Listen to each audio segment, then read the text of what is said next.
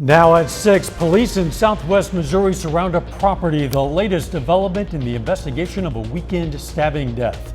Plus, Pitt State teams up with KCU Joplin to announce a new partnership for medical students. And the city of Joplin breaks ground on a new fire station building at the regional airport. The 4 states' most watched news starts now.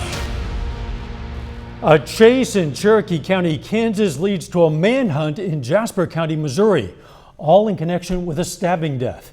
This is KOAM News at 6. I'm Dow Quick. This is a still developing story. Law officers have surrounded this property on the 1100 block of Malang Road west of Joplin, and we've just learned from authorities there that no one was found inside. Apparently, they used a battering ram on a vehicle to enter a building, also searched some outbuildings on that property. Again, found no one. This all began with a car chase in Cherokee County, Kansas around noon today, reaching speeds of up to 120 miles per hour. Authorities say that chase was connected with the weekend stabbing death of a Carl Junction man, Seth Langford. The car crossed into Jasper County, Missouri, and officers lost it near 7th and Malang. That's where authorities from the Joplin Police Department and Jasper County SWAT team are right now, where they entered that building. We don't know who specifically they were chasing, but we do know they have been seeking these 2 men in that case. Scott Burleson of Wyandotte, Oklahoma, was considered a suspect in the stabbing death. Paul Phillips of Seneca, Missouri, was considered a person of interest. Pittsburgh State University and Kansas City University Joplin announced a new partnership today. The Accelerated Medical Path undergraduate program saves 1 full year of tuition and fees for students, allowing them to get into the workforce 1 year earlier. KOAM's Fernanda Silva joins us now live from PSU with details. Universities announced the partnership in a press conference today. The program provides PSU students automatic interviews to KCU. I am so excited. I love working with our students. We have some tremendous students on campus that are involved in so many different activities, as well as they're intelligent and they're driven. The reason for this mouse in the Bicknell Family Center for the Arts hallway and for Professor of Biology Mandy Peak Bryan's excitement is a new PSU program in partnership with Kansas City University Joplin. Students will have 3 years at Pitt State. Following the 3 years completion of those requirements, then they will matriculate into KCU. After they complete that first year of medical or dental school at KCU, then they'll transfer those credits back to Pitt and they will receive a bachelor's degree. After that, students will continue with their medical path. High school seniors and students who have not yet completed their first semester at PSU can apply to the program. The stats is out there. A lot of times students stay around where they get those degrees, so we're hoping that this becomes a means of us increasing the numbers that we have in the area. AMP-UP students will have the chance to complete their clinical education in our local communities, serving friends and neighbors, and participate in world-class research opportunities, which will enhance their future careers as practicing physicians and dentists. PSU hopes to have the first cohort in the fall. I look forward to hopefully recruiting even more of those fantastic students to Pittsburgh State University. According to PSU, the cohort should include up to 35 students per year. Fernanda Silva, KOAM News. All right, thank you. And I know that for more information, people can go to our website, KOAMnewsnow.com. Again, Fernanda, thanks. Let's check in with Doug Hetty for our first look at the weather. Well, it turned out to be a nice Wednesday for us today, warmer than what we saw yesterday. Of course, yesterday we stayed into lower 50s throughout the day, but we did get into the 60s today. We look pretty good, still sitting 61 degrees, and that's what we're going to see as we go through the next couple hours, and then eventually we'll drop off into lower 50s later on tonight. But we are going to see the clouds starting to increase. Even some thunderstorms are going to be popping up after midnight tonight. Nothing is popping up yet. We look fine. We just have some clouds which are starting to increase across the region. You can see a few little showers just to the north of Kansas City. But over the next few hours, we look fine. And then late tonight, we'll start to get some scattered thunderstorms that get going. And then a bigger batch is going to start to roll in as we head into the morning hours for us tomorrow. Of course, we're going to break this all down for you here in just a bit. Catch you in a few. The Joplin Regional Airport is starting to build a new aircraft rescue and firefighting building. KOAM's Amber Jenkins explains why it's needed. The Joplin Regional Airport is moving forward with establishing a new aircraft rescue and firefighting building. It will house 2 ARFF trucks. It's been in our airport plan for several years. Across the field, you can see our current one's a very small building with 2 bays in it. Our 2 ARFF trucks, although they fit, they barely fit. And so we are in dire need of new facilities. The current building sits at the south end of the airport. The new one will be near the control tower, saving about 2 minutes of reaction time to emergencies, according to the airport officials. In fact, we have a mandated time limit to react to any incident on field. So this facility here, being centrally located, will have the ability to react much quicker to anything that happens on the field than where we are now. The FAA Airport Improvement Plan program is paying for most of the project. The program provides funding to help airport upgrades to meet regulations. $8.5 million building, only about 5% is paid for by the airport directly. All of the rest is federal money to put this beautiful new facility in place here at the airport. The airport board sees the new building as a sign of growth as they brainstorm new opportunities. What else can we do? What else can we do to help general aviation? We have strong general aviation here, but we'd like to see more. Reporting in Joplin, Amber Jenkins, KOAM News. The airport's snow removal equipment will also be housed in that new building.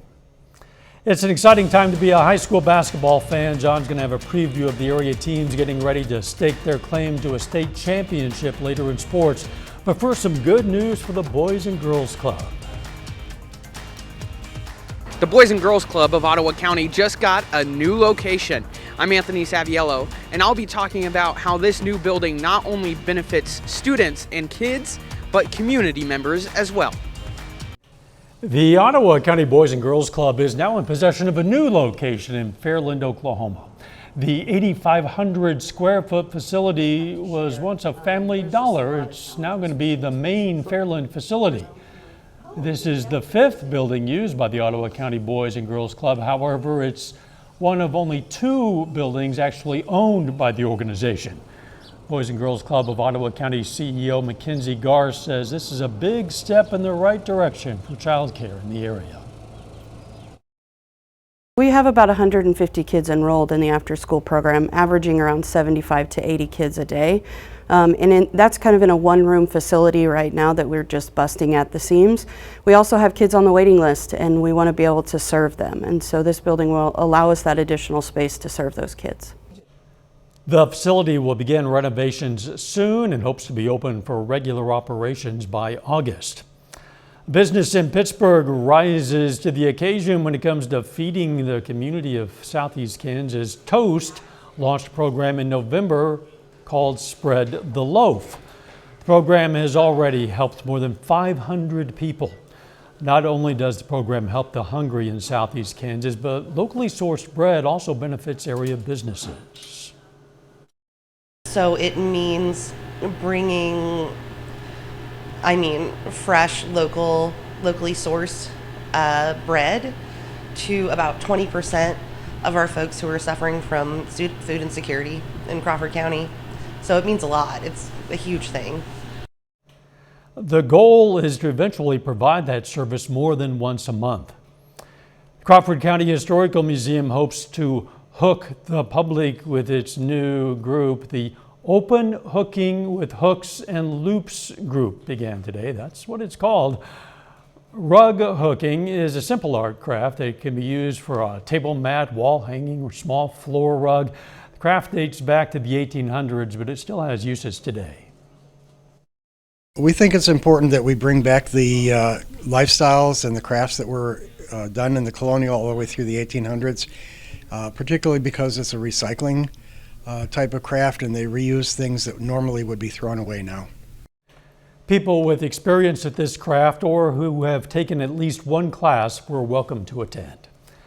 A little bit later, a pair of Purple Dragons will take their games to the next level. John's going to have details for us coming up in sports. Plus, thunderstorms increasing for us later on tonight. Details coming up.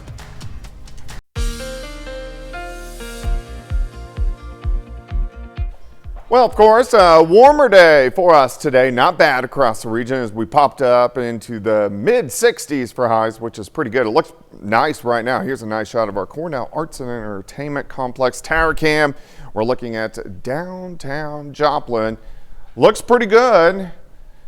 We are going to get those clouds, though, really thickening up later on tonight. All right, 61 Stockton, Anderson, Bella Vista sitting at 62, Carthage 61, 62 in Miami, Pitt 61, Independence is sitting at 58 degrees. Here's 7th and Rangeline, 61 easterly winds at about 5 to 10, but it looks pretty good across the area.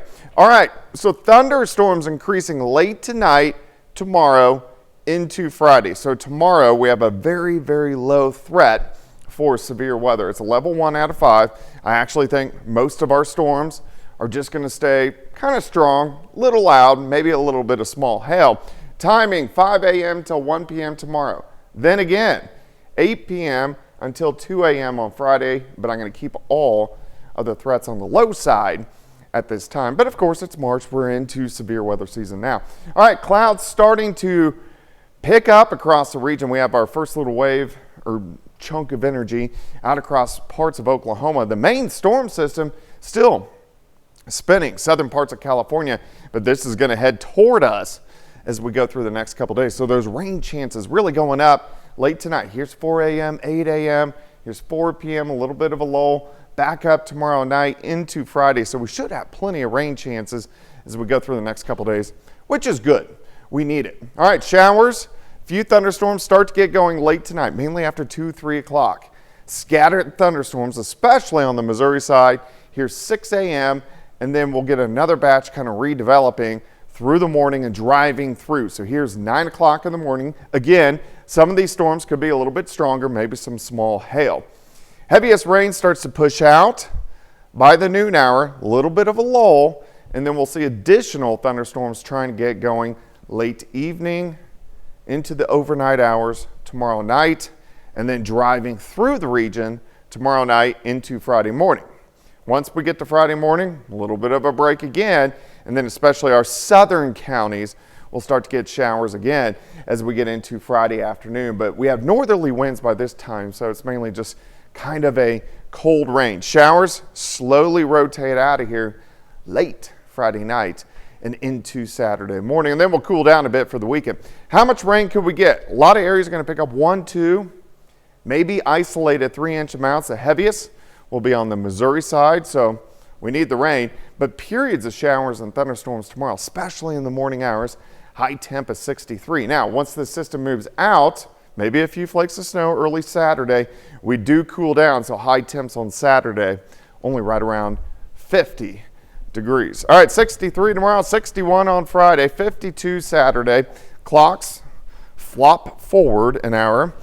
Saturday night into Sunday morning. Sunday not bad, 62. Plus, it's going to be almost 8 o'clock before it gets pitch dark. Yeah, I don't think I've heard it expressed as flop forward before. Well, flop, move, whatever you want to call it. It's the middle of the night. Jump. It's kind of a lazy movement. It seems appropriate for 2 to 3 a.m. Thanks. Still ahead, state tournament play tips off for Kansas high school basketball, and 2 Pittsburgh Purple Dragons sign on the dotted line. John Dales has those stories and more up next in sports.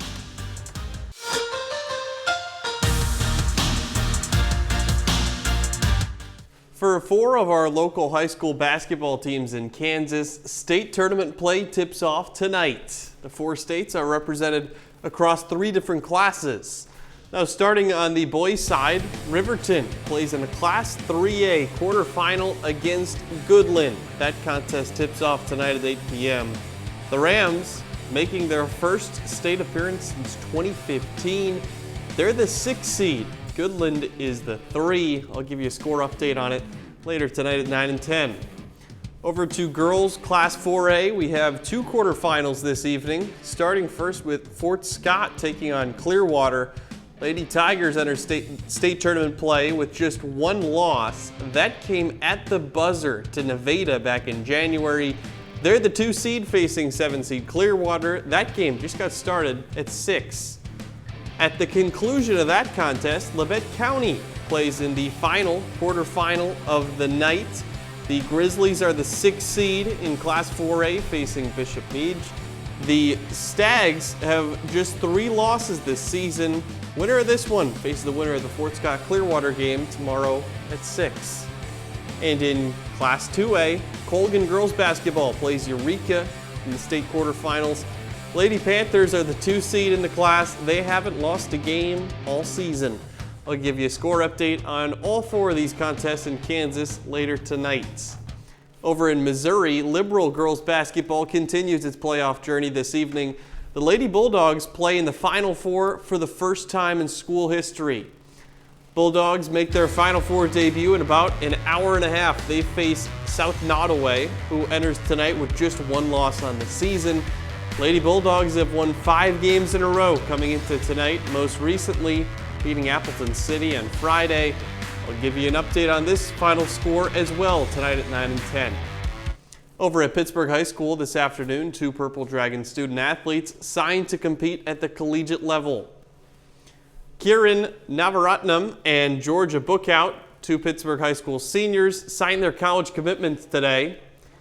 Now, Bookout is headed to Dawson Community College in Montana to play softball. She says after taking a visit there, it just felt like home.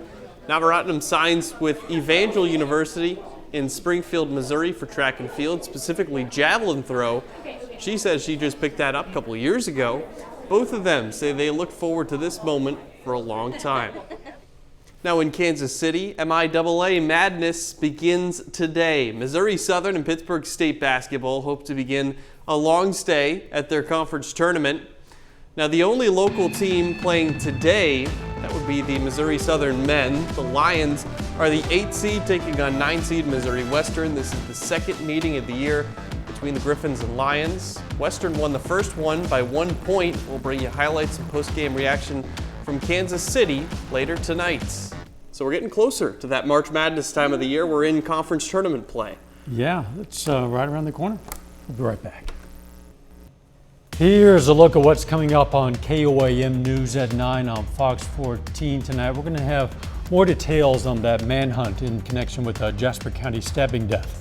Plus more on how the Boys and Girls Club of Ottawa County will use its new facility and what health experts are saying about a rise in lung cancer cases among non-smokers. Those stories, a lot more, is coming up tonight. KOAM News at 9 on Fox 14. In the meantime, don't forget, you can be the first to know about the day's weather with the KOAM Skywatch weather app. You can get those severe weather updates sent straight to your phone. Doesn't cost anything. You'll find it wherever you search for your apps. You can also download it right now with that QR code. That's the KOAM Skywatch weather app. We're going to be getting some rain, Doug. Yeah, we're going to be watching the sky later on tonight into tomorrow. Periods of showers and thunderstorms, especially tomorrow morning. A little bit of a lull tomorrow afternoon. Another big batch tomorrow night into Friday morning. Final sports note. We will have updates on all 5 of those state tournament games across Kansas and Missouri. Could be a very exciting next couple of days for a lot of our teams. I'm sure will be. Thanks for joining us. We'll see you right back here for KOAM News at 10. Let's make it a great evening.